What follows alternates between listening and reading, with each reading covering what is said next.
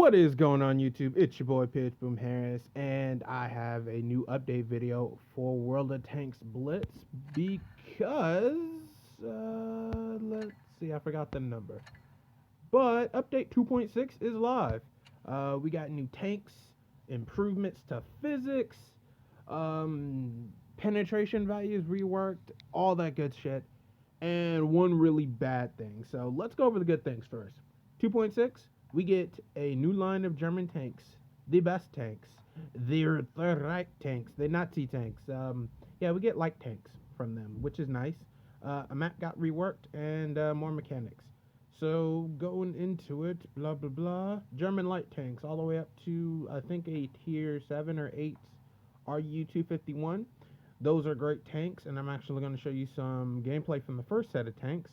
Shooting mechanics now, shells when shells bounce still have a value in the game. They have value, penetration, and everything to penetrate or damage other tanks in their modules when they ricochet, and they can also go through certain items. So like you can't shoot through a building, but you can shoot through like some sandbags or some uh, uh, not sandbags. Yeah, you can shoot through sandbags or fences or a row of boxes. And if you like shoot through a sandbag, your shell might not have any penetration value. But if you shoot through like a basic wooden fence, it should go through with relatively no change. And like little shanties or stacks of hay that you could easily like touch accidentally and like roll through and completely destroy, you can shoot through them now. So that's pretty good. Middleburg got reworked, so now it's less about either tier 5 and up go through city, and tier 1 through 4 go through the hills. Now the hills aren't really as high up, so they're not just a giant snipers advantage, and they play more of a dynamic role, and you'll see it if you ever actually see the map. But besides that, missions can now be skipped using gold, blah blah blah, and supply bonuses are coming up. And then there was a bit of server downtime. You got some premium if you played, and that is about it. And the rest of the notes I will not go through. But now that we've known pretty much the benefits of this, I gotta go through the disadvantage. And main disadvantage, if I go to chat, you will see that besides clan chat and friends chat, there is no general chat. Wargaming thought it would be a good idea to, for North America, take out general chat because people were not using it properly and people didn't like it, and we thought it was a bad thing, so we're taking it out. So you're taking it out for everybody? No, we're taking it out for North America. So you mean to tell me that because people, I don't know, raged, got into flame wars, whatever, every once in a while on there, or somebody got their feeling hurts on there that they didn't. You know what that means that you do? You either have some moderators on there, which surprisingly enough, when I first started the game, there was like monitors on there, like keeping people in line, like 2 at a time almost. And then all of a sudden, for like the 3 months after that, I haven't seen a moderator since. And then the last day, when everyone's like, rip general chat, how the fuck are we supposed to communicate with people? Man, if they only had any mods on here, then one mod showed up, and I was like, wow, way to actually do your job on the last day your job exists. Like, are you proud of that? So, they decided to take out general chat, and that means unless you're in a clan, you're going to spend half of your time trying to get a platoon or talk to anybody during a match, of which, if anybody even responds to you, will be a miracle. So trying to get a platoon outside of your clan is damn near impossible now, and make a whole bunch of friends and then get rid of them as you don't need them, because you're not going to be able to talk to anybody or any stranger without being in a combat situation now. That's straight up, and personally, I find that to be a bad move. I don't really care for it, and to be honest, I really need NA to like make some hell over it. This is my version of making some hell over it, because that is a bullshit move. Denying the freedom of speech so you can communicate with others just because a couple of people abuse it. A, to stop it is the wrong answer in every situation. B, get some damn mods. Or C, everybody fucking grow up. It's the internet. If you don't want to participate, you always know where the door is. It's always there. So, fucking grow up, learn to block people.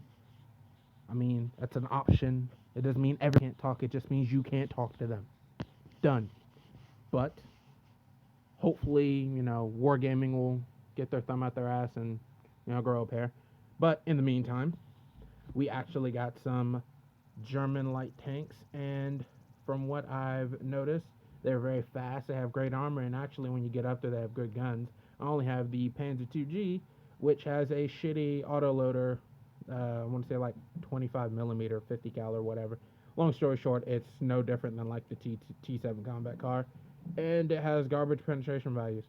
So, yeah, that's a thing. But hopefully, when we get farther up the tree, you start to see some actually devastating tanks, because these guys start to get really good guns with good penetration values. Like the Leopard, I know, has a good one.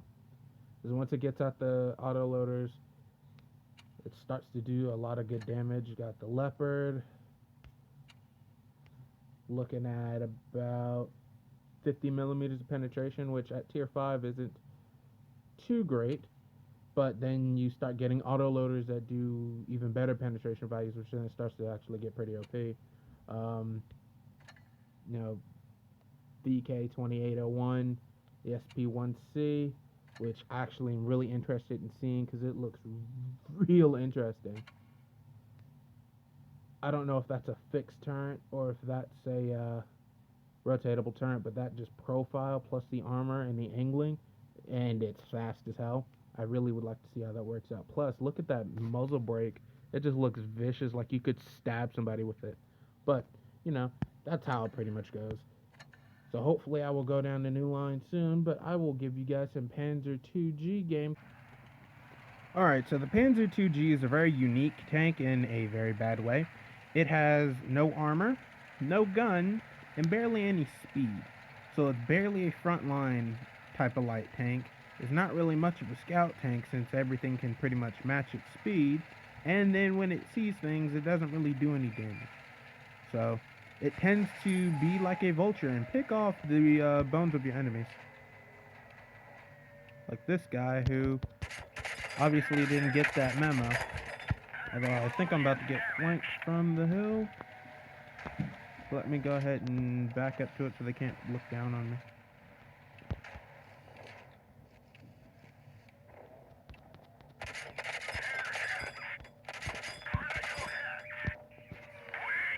And that did a lot of damage. He did not return any fire, which is great.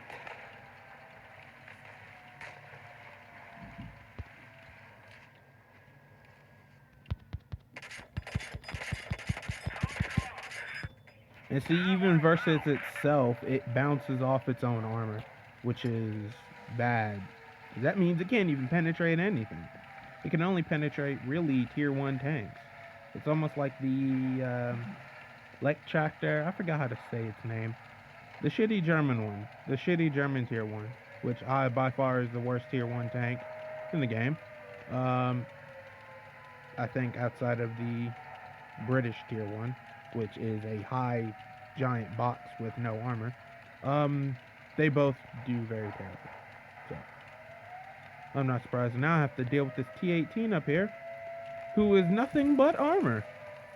And also is probably one of my most favorite tier 2 tanks because of its massive armor. That hurt.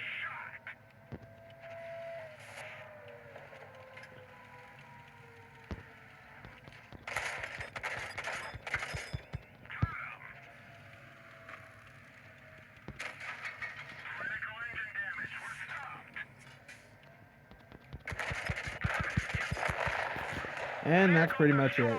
You have to get lucky and pick off somebody who's pretty much already damaged to shit, but if you can actually be a good distraction. That's about it. You're not really going to do much. You're just going to be a great distraction. So, Panzer 2, not recommended if you have the free experience to get around it. Fully recommend doing that. But further down the line, it is worth it. It is worth the grind through the hell of the beginner light tanks, because they tend to get really, really broken. in the end. So hopefully more light tanks to come soon. And my name is PH Boom Harris signing off. I will talk to you guys later. Peace.